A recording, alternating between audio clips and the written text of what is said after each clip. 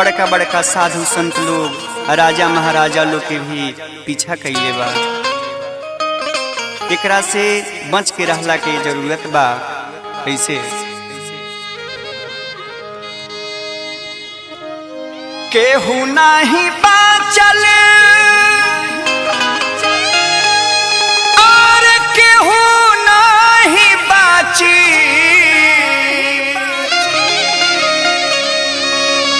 कि ऐसा न रूप बनाइए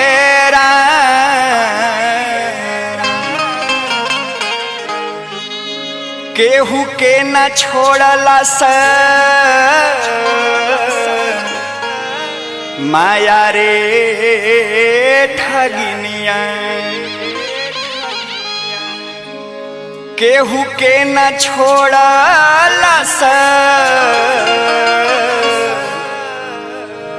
माया रे ठगिनिया। सबका के लिहाली फसाइए राम, केहू के न छोड़लस माया रे ठगिनिया। सबका के लिहाली फसाइए राम, केहू नाही बाचल केहू नाही बाची, ऐसा न रूप बनाइए राम। केहू के न छोड़लस माया रे ठगिनिया, केहू के न छोड़लस माया रे ठगिनिया।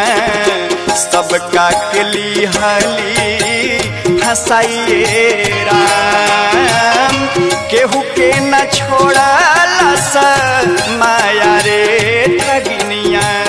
सबका के लिहाली फसाइए राम।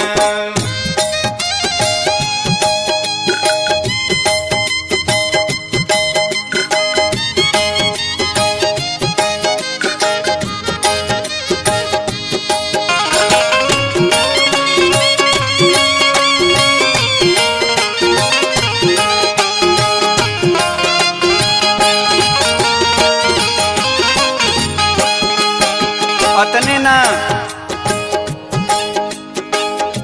रावण फसल मोह में सिया के, ले गइल लंकावा चोराइए राम।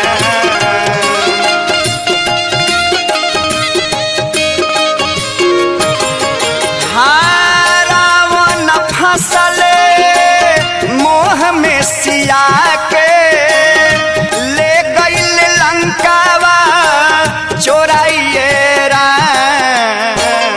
धन बाल रूपा सब चाली गईले, धन बाल रूपा सब चाली गईले। लंका के लिहाले जराइए